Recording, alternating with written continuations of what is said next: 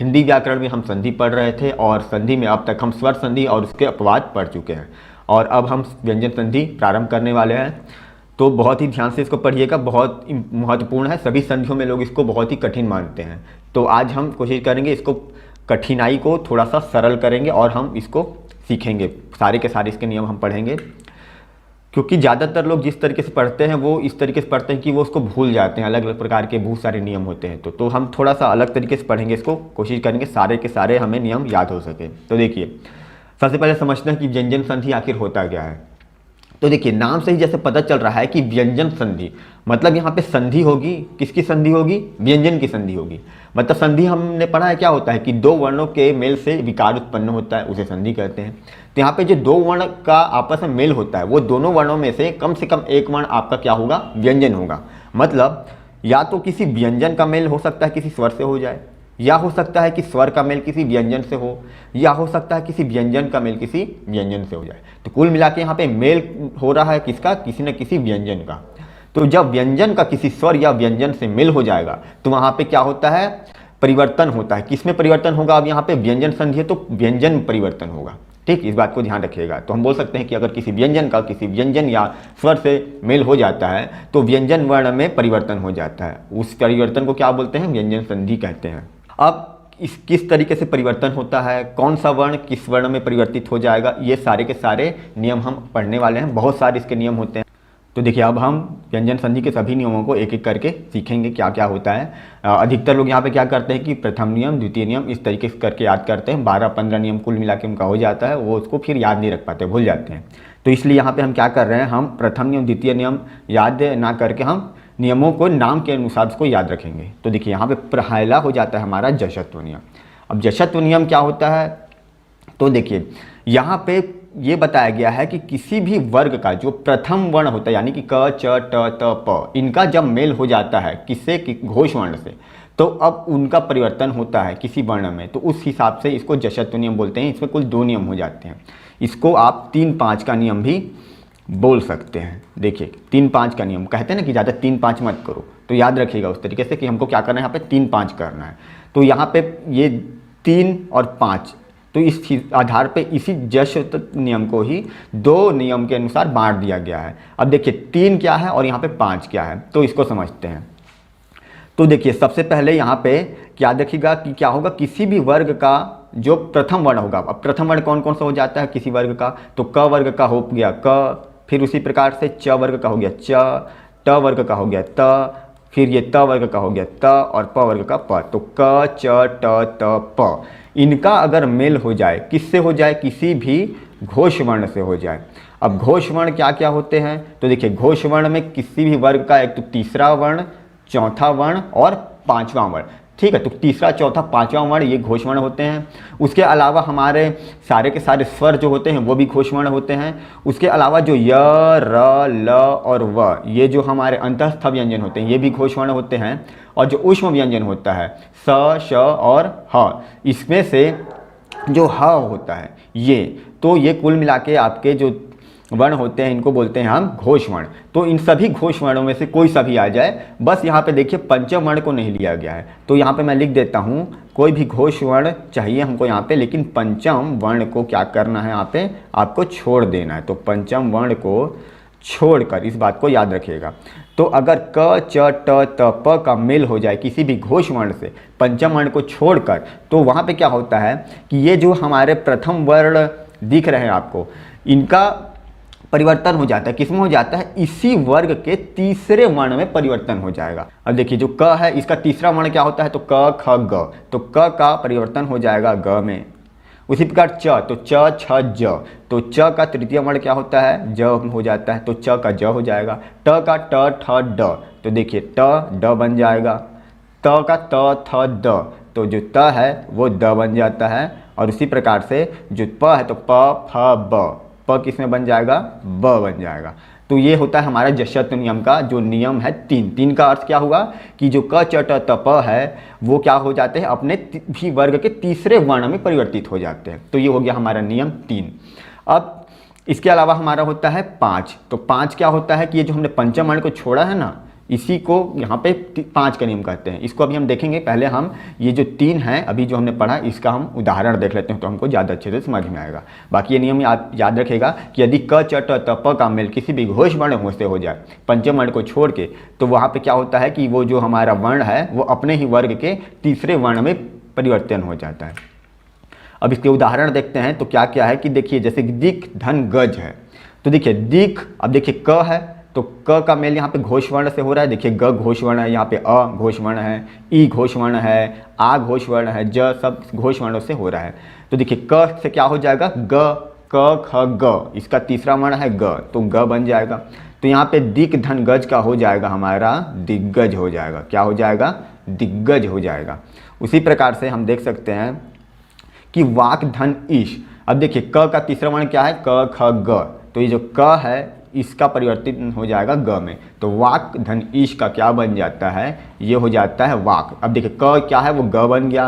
अब ग में यहाँ पे देखिए ईश, तो ई की मात्रा लग रही है, तो ग में ई की मात्रा हो गया गी, और ये श, तो ये बन गया वाक धन ईश बराबर वागीश। उसी प्रकार से देखिए च का हमने देखा था, च का परिवर्तन किस में हो रहा है, च छ ज में हो रहा है, तो च से बन गया ये ज, तो ये अच धन अंत था, तो ये हो गया आपका अ, जो च था वो बन गया ज। अब ज में यहाँ अ लगा हुआ है तो ये पूरा ज बन गया, और उसमें अंक की मात्रा, तो अजन, और ये त, तो ये बन गया अच धन अंत बराबर अजंत। अब देखिए षट धन आनंद, तो ट लिखा है, तो ट का तीसरा वर्ण क्या हो गया, ट ठ ड, तो ये जो ट है ये हमारा क्या बन जाएगा, ड बन जाएगा। तो अब देखिए षट, तो ये हो गया आपका षट का श, जो ट था वो ड बन गया। अब ड षट धन आनन, अब ये आ की मात्रा इसमें जुड़ेगी, तो ड में आ की मात्रा डा हो गया, तो शडा, और ये नन, तो हो गया शडानन।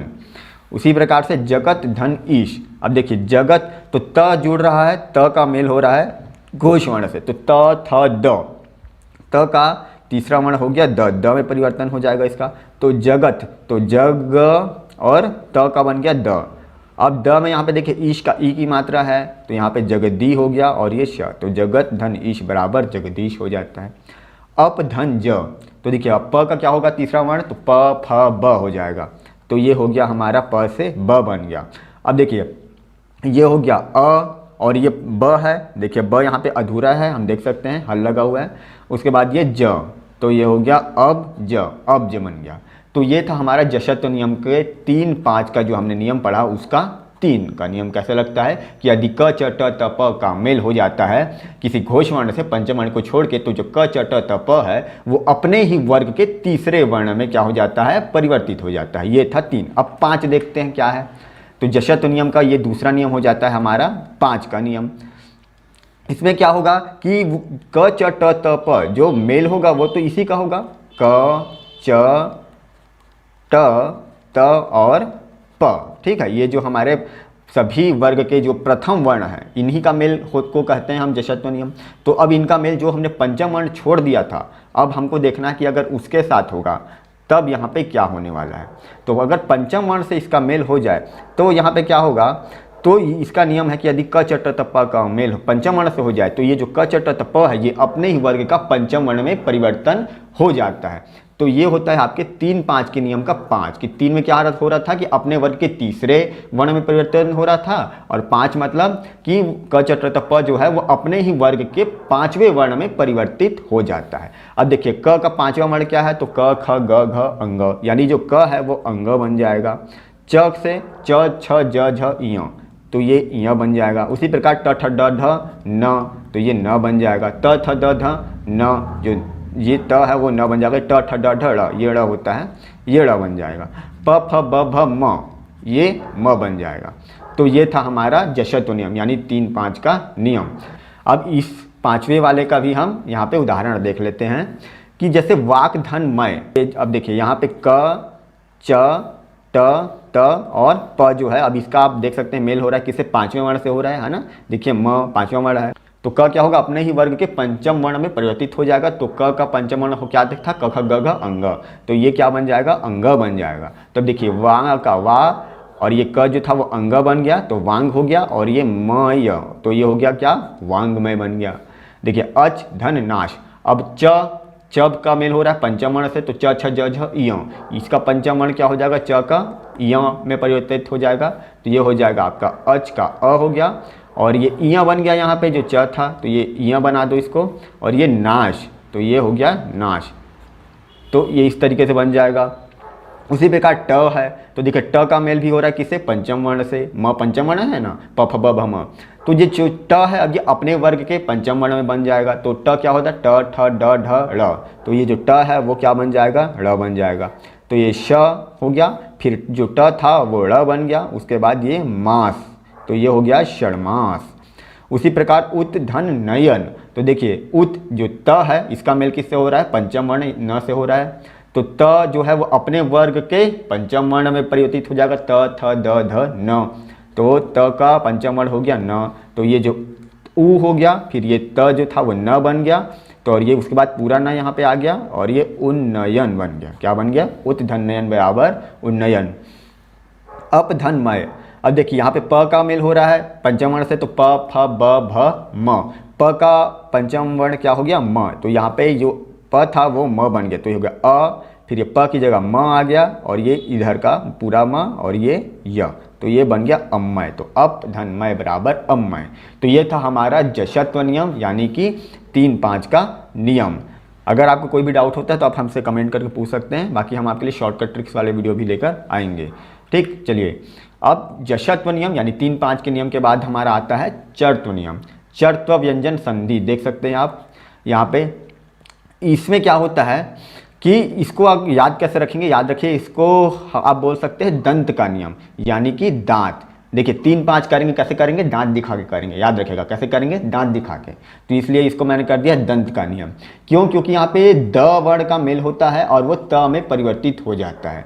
देखिए कैसे होता है कि याद रखिएगा, यदि द वर्ण का मेल हो जाएगा, किससे हो जाएगा, क से हो जाएगा या फिर ख से हो जाएगा, त से हो जाएगा या फिर थ से हो जाएगा, या फिर हो जाएगा प या फ से, या फिर एक और आ गया आपका यहाँ पे स।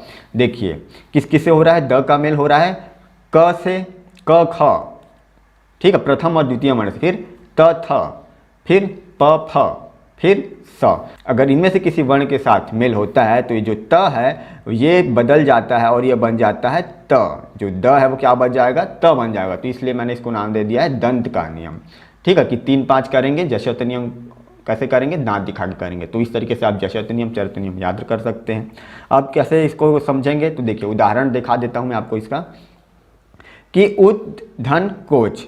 अब देखिए उद धन कोच, यहाँ पे द का मेल हो रहा है, किससे हो रहा है, यहाँ पे देख सकते हैं क से हो रहा है, तो क ख है ना, त थ प फ या स आएगा, तो उसका क्या हो जाएगा, त का द का त बन जाएगा।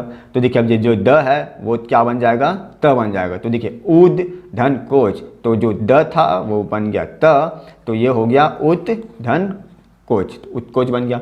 अब ये यहाँ पे देखिए द का मेल हो रहा है ख से, तो द क्या बन गया, त बन गया, तो ये हो गया उ, फिर ये द का हो गया त, फिर ये आपका ख, ये न और ये न, तो ये बन गया उत्खनन।